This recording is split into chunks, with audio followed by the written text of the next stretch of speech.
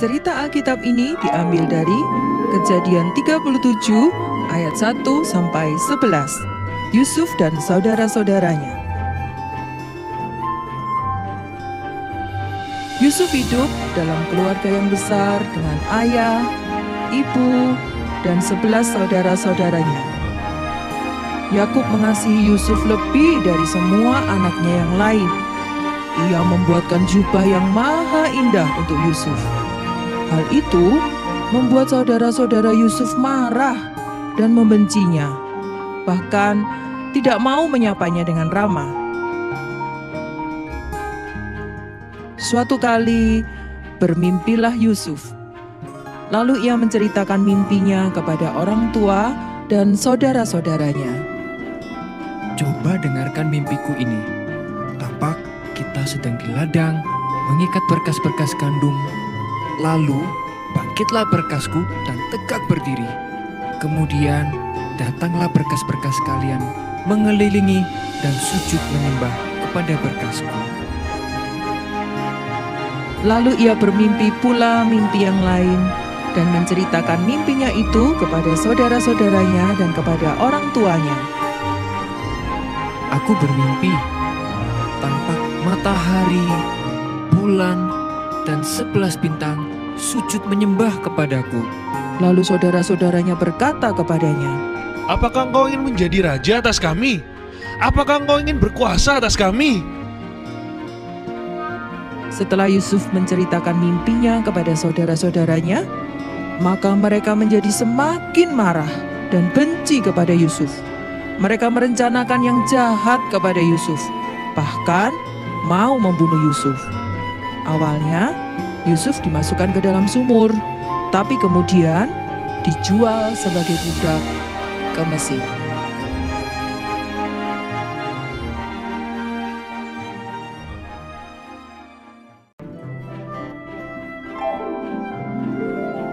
Cerita Alkitab hari ini diambil dari Lukas 2 ayat 41 sampai 52.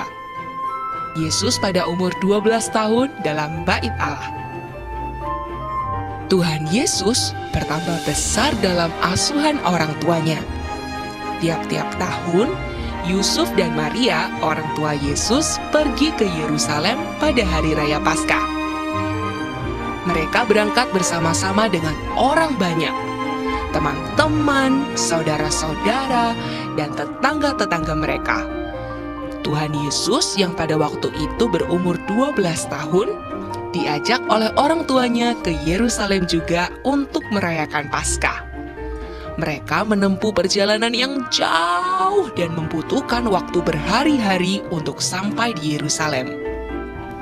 Setelah beberapa hari di Yerusalem dan perayaan Paskah selesai, maka pulanglah mereka bersama-sama. Tapi orang tua Yesus tidak tahu kalau ternyata Yesus masih tertinggal di Yerusalem.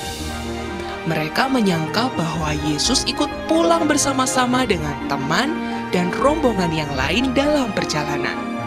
Setelah sehari perjalanan jauhnya, Maria dan Yusuf mencari Yesus tapi tidak menemukannya.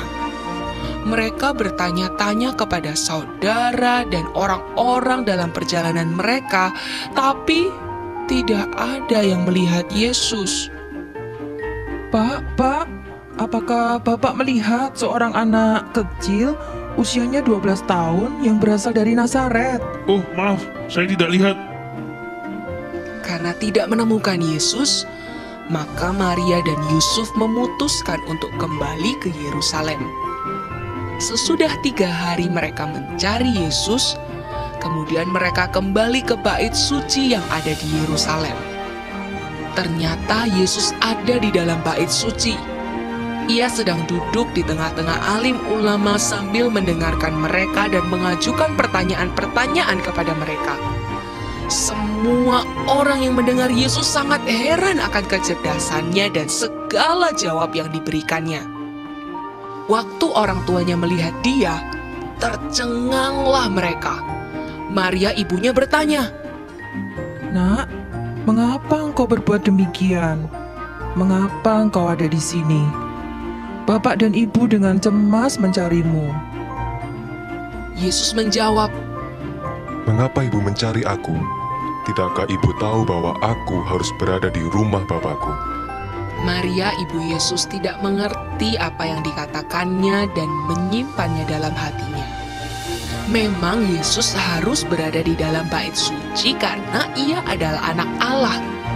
Tetapi Yesus tetap menghormati Maria dan Yusuf sebagai orang tuanya yang ada di dunia ini. Firman Tuhan mengatakan bahwa Yesus taat untuk kembali pulang ke Nazaret dan hidup dalam asuhan orang tuanya. Ia bertambah besarnya, bertambah hikmatnya, dan semakin dikasihi oleh orang tuanya dan oleh Allah.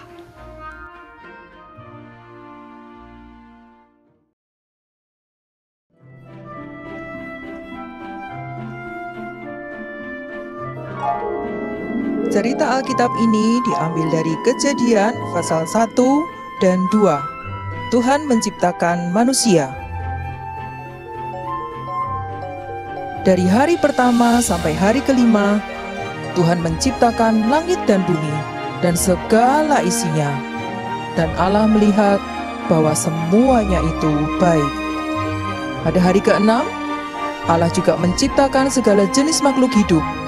Kemudian berfirmanlah Allah, "Baiklah, kita menjadikan manusia menurut gambar dan rupa kita, supaya mereka berkuasa atas ikan-ikan di laut, dan burung-burung di udara, dan atas ternak, dan atas seluruh bumi, dan atas segala binatang melata yang merayap di bumi ini."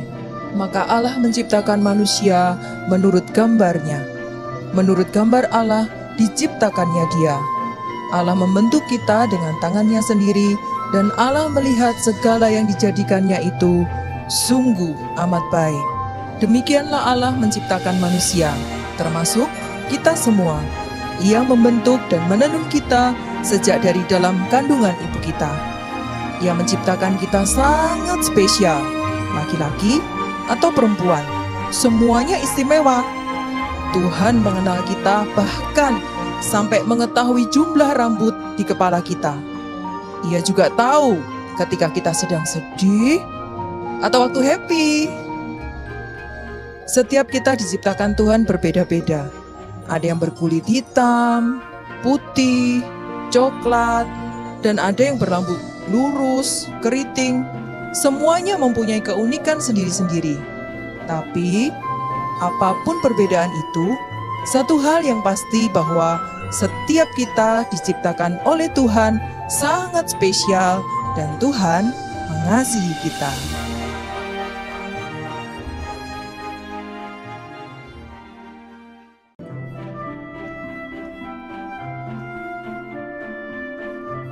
Cerita Alkitab pada hari ini diambil dari 1 Samuel 16 ayat 14 sampai 23.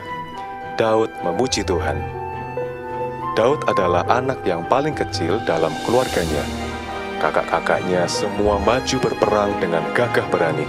Sedangkan Daud hanya disuruh ayahnya pergi ke padang untuk menjaga dan mengembalakan domba-domba ayahnya. Waktu Daud mengembalakan 2-3 ekor domba ayahnya, ia tidak hanya berdiam diri saja, tapi Daud memuji Tuhan dengan kecapinya. Semua orang senang mendengarkan permainan kecapi dan lagu pujian dari Daud. Sehingga ketika suatu kali Raja Saul sedang sedih dan ada roh jahat dalam hatinya, maka pegawai-pegawainya mengatakan akan mencari seorang yang bisa bermain musik untuk mengusir roh jahat dalam diri Raja Saul.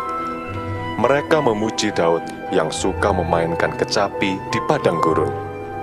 Lalu jawab salah seorang hamba itu, katanya, "Oh, sesungguhnya aku telah melihat salah seorang anak laki-laki Isai, orang Bethlehem itu, yang pandai main kecapi. Ia seorang pahlawan yang gagah perkasa, seorang prajurit yang pandai bicara, elok perawakannya, dan Tuhan menyertai dia." Maka Raja Saul menyuruh mereka untuk memanggil Daud ke istana. Dan setiap kali Raja Saul sedih dan ada roh jahat dalam hatinya, maka Daud segera bermain kecapi dan memuji Tuhan sehingga roh jahat itu pergi. Raja Saul menjadi lega dan nyaman kembali. Waktu orang Israel membawa tabut Allah yang diangkat para imam masuk ke dalam kota Yerusalem, mereka semua bersorak-sorai memuji Tuhan dan menggunakan alat musik untuk memuji Tuhan sepanjang perjalanan. Meskipun Daud adalah seorang raja, Daud tidak mau diam saja. Ia juga memuji Tuhan di depan tabut perjanjian itu.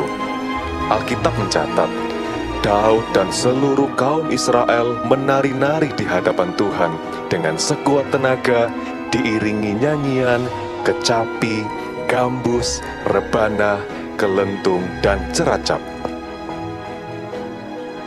Daud suka memuji dan menyembah Tuhan dalam hidupnya. Kita bisa melihat lagu-lagu pujiannya dalam Kitab Mazmur.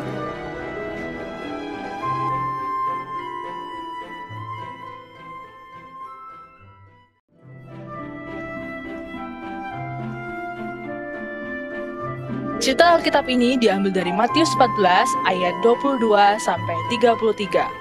Petrus berjalan di atas air. Sesudah mengajar orang banyak, Yesus segera memerintahkan murid-muridnya naik ke perahu dan mendahulunya ke seberang. Kalian pergilah dahulu ke seberang. Nanti aku akan menyusul kalian. Baik, Guru. Dan setelah orang banyak itu disuruhnya pulang, Yesus naik ke atas bukit untuk berdoa seorang diri. Perahu para murid sudah berada jauh dari pantai, dan perahu mereka sedang diombang-ambingkan gelombang karena angin yang sangat besar. Hati-hati, anginnya sangat besar. Kira-kira jam 3 malam, datanglah Yesus kepada mereka berjalan di atas air. Ketika murid-muridnya melihat dia berjalan di atas air, mereka terkejut dan berseru, Itu hantu. Apa yang harus kita lakukan? lalu berteriak-teriak karena takut. Tetapi segera Yesus berkata kepada mereka, Tenanglah, aku ini, jangan takut. Tuhan, apabila Engkau itu, suruhlah aku datang kepadamu berjalan di atas air. Datanglah. Maka Petrus turun dari perahu dan berjalan di atas air mendapatkan Yesus. Tetapi ketika dirasanya tiupan angin, takutlah ia dan mulai tenggelam lalu berteriak, Tuhan, tolonglah aku, tolong Tuhan. Segera Yesus mengulurkan tangannya, memegang dia dan berkata, Hai orang yang kurang percaya, mengapa kau bimbang? Lalu mereka naik ke perahu dan angin pun reda. Dan orang-orang yang ada di perahu menyembah dia. Katanya, Sesungguhnya Engkau anak Allah.